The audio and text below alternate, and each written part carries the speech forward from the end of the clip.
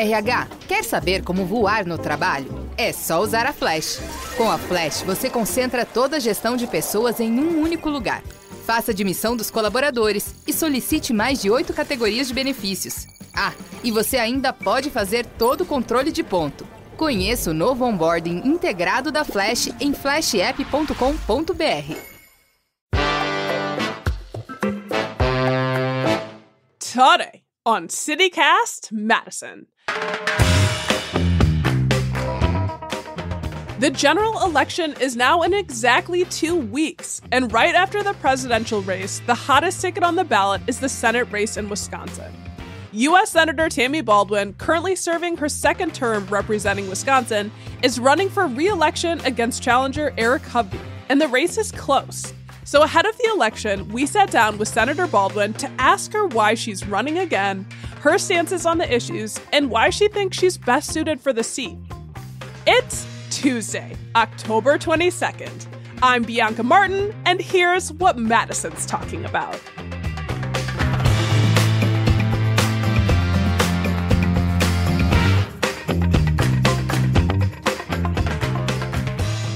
Y'all, our fall membership campaign wrapped up yesterday, and we saw such a heartwarming show of support from you guys, and we're seriously so grateful. Thank you to our members, longtime and brand new, and if you didn't get a chance to become a member, don't worry, you can join anytime at membership.citycast.fm. I want to shout out a couple dozen names. Thank you, Gail, Deborah, Rosalind, Gabriel, Peter, Scott, Nancy, Patricia, Kathy, Trevor, Kelly, Lanning, Kyle, Mark, Brian, Jean, Hillary, Pam, Ann, Seth, Kay, Jill, Ron, Mary, Tanya, Tracy, Will, Tim, Linda, Brandy, Amberly, Brian, Barb, and Jennifer.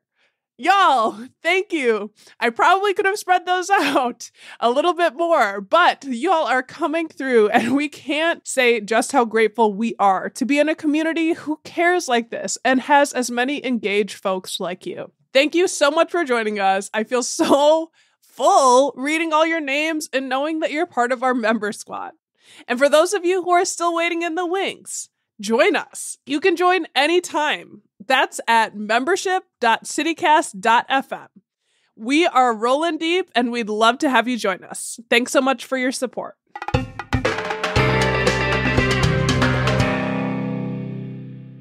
Hello, Senator Baldwin. Thank you so much for joining us. I am so delighted to get a chance to join you. This is great. Yes. And so why do you think you are the best candidate in this 2024 Senate race? You know, because I am fighting for Wisconsin and Wisconsinites, not just the multimillionaires and big corporations like my opponent. And, it's so important to me in my role as senator, but also in my role as candidate for reelection, to travel the state, show up, listen carefully to my constituents, and then get back to work to address real solutions to challenges. And I think that in this election, the difference between the candidates couldn't be more stark. And most importantly, the difference between how we approach the issues that Wisconsinites care most deeply about. And why personally do you want the job? I have to say it is the honor of my life to be able to fight for Wisconsinites. We have a wonderful state, diverse in its rural and suburban and urban nature. And people face different challenges depending on where they live. We're considered America's dairyland. And so meeting with farmers, and particularly dairy farmers, and hearing about their challenges has led to great successes in breakthroughs in helping them get ahead, whether it's my Dairy Business Innovation Act or protecting our farmland from foreign investment or ownership, whether it's helping make sure that we have clean water in our rural areas as well as in our urban areas, and fighting when we see farmer and rancher stress, especially due to hard times, making sure that help is out there. And, we also are a state that makes things. We have a huge manufacturing sector. And my Buy America policies have resulted in hundreds of new jobs coming back to Wisconsin, some from overseas and some just starting for the first time because we've sent a clear signal in so many bills where I've gotten Buy America rules attached to them that we're going to make the components of our infrastructure here, for example. And so, it is such a joy to make progress, but also recognize there's more work to do. And I think you know that my reason for running for office in the first place was to try to fix our broken healthcare system. And I helped write the Affordable Care Act. I helped, it was my provision that allows young people to stay on their parents' health insurance until they turn 26. I go to college campuses and I say, raise your hand if you're on your parents' health insurance. It's almost all the hands go up. So we can make a difference, but we have a lot more to do. And that's why I'm running for re-election. Yeah. And it's a presidential year, which we all well know. So some of the deciding issues on that ticket are also key for these congressional races: inflation, abortion access, immigration. One of the key issues I hear you being pushed on from your opponent, Eric Hovde, is immigration. We hear it constantly from both parties. Our immigration system is broken. Do you agree? And if it is, how so exactly? And what are some of your plans to address those issues? Absolutely. I definitely believe that we need to have an orderly southern border. And I'll talk about the legislation that we crafted early this year, but I want to just make the point that it seems like my opponent wants the issue as a political issue, and I want solutions. So when we were working on this bipartisan border measure in the late winter, early spring of this year, one of the most conservative senators in the United States Senate, Jim Lankford, took the lead on writing this legislation. It did several things, two that I want to highlight. One is that it added 1,500 U.S. Border Patrol agents to the border, and it won the endorsement of that very conservative Border Patrol union. Also, it deployed technology to the southern border that allows us to screen every vehicle that comes in, not just the sort of hand inspection that they do of a small sample or small share of the number of vehicles that come in. It's those vehicles that are bringing in most of the illicit fentanyl that is killing Wisconsinites and people across the country. And if we had have passed this measure in the spring when it was ready to go, we would already have those 1,500 additional Border Patrol agents, and we would be screening all of the vehicles coming through. My opponent opposed this measure, vocally opposed this measure. And because of that, and because of other Republicans deciding that they would prefer to run political attack ads on this issue than have a solution in hand, that's where we find ourselves now. And voters need to know that. Yeah, I saw on Football Sunday an attack ad from the Hovde camp that claims you, quote unquote, falsely took credit for an anti-fentanyl bill. And that Senator Baldwin and Democrats have done nothing, unquote, about the fentanyl crisis. And you're saying, I want to tackle that. Well, first of all, the particular bill that my opponent Eric Hovde is talking about, the Fend Off Fentanyl bill, I think Eric Hovde does not understand that the Democrats are currently in control of the United States Senate. And my colleague Sherrod Brown is the chair of the Banking Committee and the lead Democratic author on that bill. And he will tell you that we worked hand in glove together to get that over the finish line. What that bill does, importantly, is it recognizes that there's a whole supply chain to make fentanyl. And it starts with precursor chemicals that are made in China. Sherrod Brown is the head of the Banking Committee. This bill puts sanctions on those Chinese companies that are manufacturing this poison. It then goes to the Mexican cartels where they press the pills and ultimately distribute them, traffic them in the United States. It also has tough sanctions on those Mexican cartels. I worked really hard to get that bill over the finish line.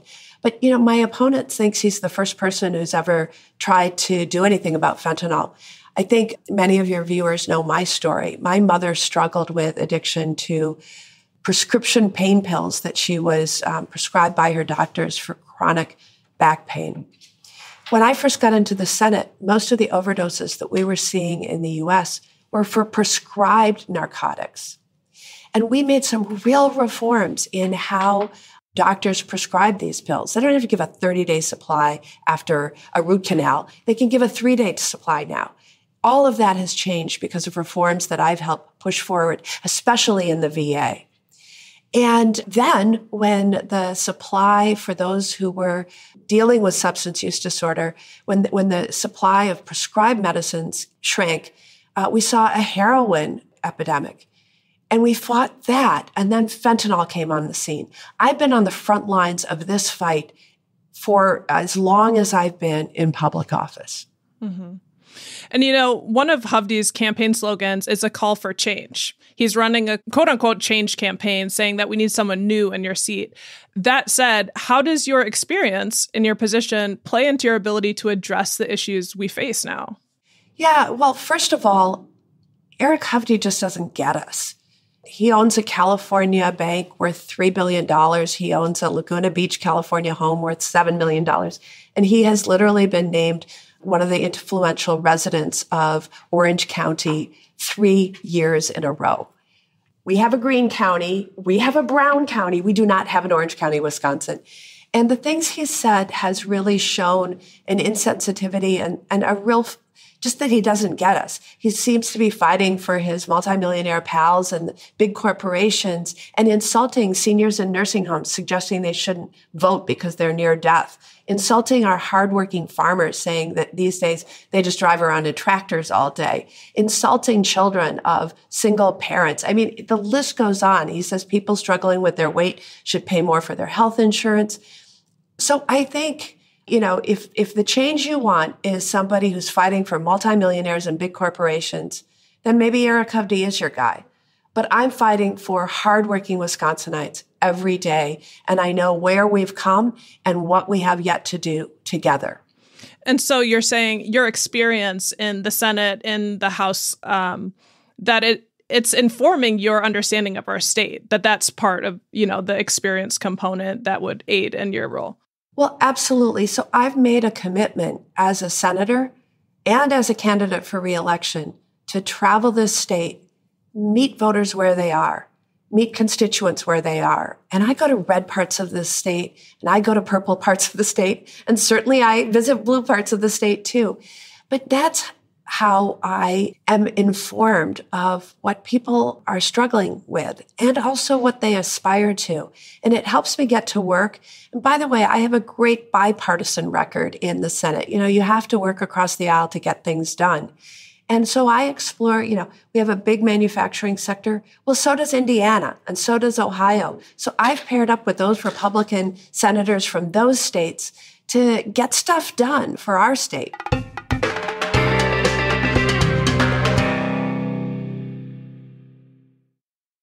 Oi, desculpa interromper seu podcast, mas você ainda perde vendas por deixar seus clientes esperando? Com a Nuvem Shop, você vende 24 horas por dia na sua loja online, integrada ao Instagram, TikTok e Google Shopping. Grandes empreendedores como Joel J, Camila Farani e mais de 130 mil lojas estão com a gente. Corra e acesse nosso site, Nuvem Shop. A paixão por empreender nos une. Transparently, I did work for you. My first job out of college was in your government office. So I well know that you, in your current job as senator, you actively travel the state. And now, outside of your official role, you're making more stops for the campaign. What are you hearing from Wisconsinites as their biggest priorities and needs from their government right now? Right. So it's a combination of the kitchen table issues that you would expect, the high price of things, groceries, gas, housing, childcare, prescription drugs, healthcare. And it is also wanting our rights and freedoms back. And, one is something that hits you every day when you go to the grocery store or past the gas station that has the big billboard which says how much gas costs today.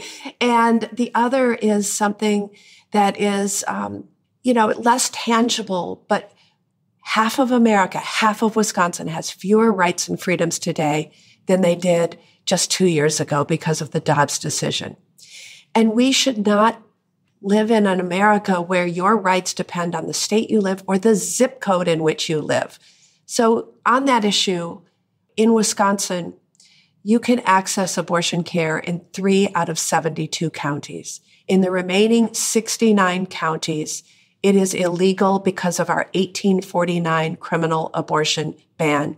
People have to be on the verge of death to get care in this state, in those 69 counties. That is untenable. And people do want their rights and freedoms back. And there couldn't be a stronger contrast between myself and my opponent. When he last ran for office in 2012, he said that he was absolutely 100% opposed to abortion rights.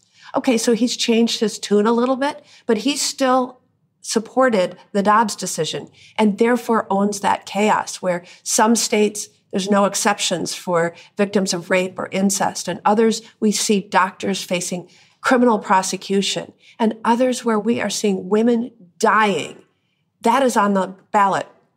But to the day-to-day issues, we have to go after those price gougers that are keeping the prices of products up even after inflation now is tempering and going down. Why haven't the prices also gone down? You know, we saw a lot of inflation. It went up like 14% over the course of 3 years. But you know what? Corporate profits went up 75% over that same period of time. We need a cop on the beat for consumers. And then in terms of getting stuff done, you know, I've always had a focus on the healthcare system, and especially recently, the high cost of prescription drugs. We made some progress in the Inflation Reduction Act in starting negotiations between Medicare and the big pharmaceutical companies, and we are bringing prices down. But much more recently, I stood up against the 4 major manufacturers of asthma inhalers, and we shone a spotlight on them. Well, we got them to back down, and now instead of hundreds of dollars, the price out of pocket is no more than $35 per month. And that is progress. That is standing up for Wisconsinites. And you're highlighting, you know, a lot of energy at going after bad actors in the corporate sphere. And that's the reason for raising prices. I can hear your opponents talking about, and Eric Hovde in specific, talking about inflation really being a cause of all of the, you know, how you describe it, excessive spending at the federal level during the pandemic. What do you say about that? Yeah, this is truly rich from Eric Hovde. So Eric Hovde supports spending, just not on us, on you. What do I mean by that? Eric Hovde supports a $4 trillion tax cut that primarily benefits the ultra-wealthy like himself and big corporations. Consider it the Trump tax cut 2.0. You know, when the Trump tax cut passed in 2017, one corporation in the first year of that measure got a bigger tax break than every single Wisconsinite combined. That was ExxonMobil. And I remember being fact-checked on that when I said it, and it came out true. He wants to give more of those. I want to make sure that I'm fighting for taxpayers in Wisconsin to have more in their pocket. Now, how would Eric Hovde pay for that $4 trillion tax cut? He said he wants to reset to spending levels from the last decade. If we look at that, his plan, the Hovde plan, would cut Social Security benefits by an average of $500 per month, $6,000 per year. Try to pay the grocery bill on that. His plan would cut Medicare by 25%, and that would also harm nursing homes. His plan would cut veterans' benefits by 40%. This is a solemn oath that we gave to our veterans when they donned the uniform and swore their oath, that we would take care of their health, especially if they had illnesses or injuries that were service-connected. I can go on and on. He's for spending, but just not for you. You know, Senator Baldwin, there's just so much bluster around political campaigns. Nothing's new about that, from attack ads to pundits. And we know that spending in this race has been substantial. The tally, just from outside groups, is well over $100 million. So there's lots of messaging going around. What do you think, if anything, is getting lost in the noise of some of the rhetoric that should really be front and center in this race? Yeah, and I will just add that you talked about the outside spending. You know, the candidates also spend. I'm blessed with having tens of thousands of supporters across this country and within Wisconsin. Eric Hovde just writes his own check. He's a multimillionaire who's able to do that. And so that's one thing that people should know. It was $13 million from his own. That was as of the end of June. Okay. And now, of course, we've had as much spending since that time. So it's a lot of money.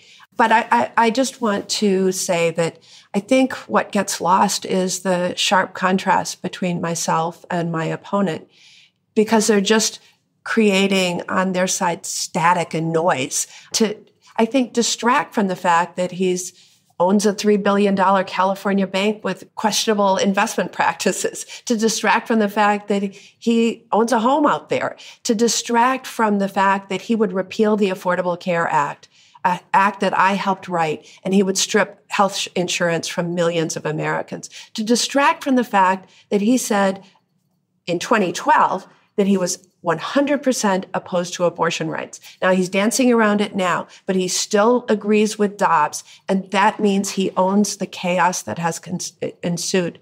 I am the lead author of the Women's Health Protection Act that would protect us by making Roe the law of the land. And on Social Security and Medicare, I think many of your viewers know I was raised by my grandparents. I saw at a very early age the meaningful difference that Social Security and Medicare made in our family's life. You can depend on the fact that I will fight to strengthen those programs and make sure they are here for generations to come. And so before we let you go, Senator Baldwin, for voters listening, if they should take one thing away from our conversation, what message would that be? Yeah, that I believe Wisconsinites deserve a senator who's fighting for them day and night, not somebody who's just in it to, fight for the uber wealthy like himself. And I ask for your vote. Senator Baldwin, thank you so much for your time today. We really appreciate it. Thank you so much for having me on. That's U.S. Senator Tammy Baldwin. We should note we invited Eric Hovde to come on the show. We're in talks with his campaign and hope they can make it happen. Would love to talk to you, Mr. Hovde. Big picture, if you want to find out more about how to vote in this general election, head to our show notes for a link. We've got myvote.wi.gov there, which is such a useful resource for all things voting in our state and for your specific locale. And something to put on your radar, because we are, as of today, exactly 2 weeks out from Election Day, in-person absentee voting has begun. So there's a host of spots around Madison where you can do that. We've got a link in our show notes with those spots. And of course, if you are a registered Wisconsin voter, you still have time to request a mail-in ballot and get that back. Don't wait too long if that's your plan. And if you're voting in person on the day of, make a plan. Really don't wing it. That's the important message here, is to vote. Your vote matters. Exercise your constitutional right.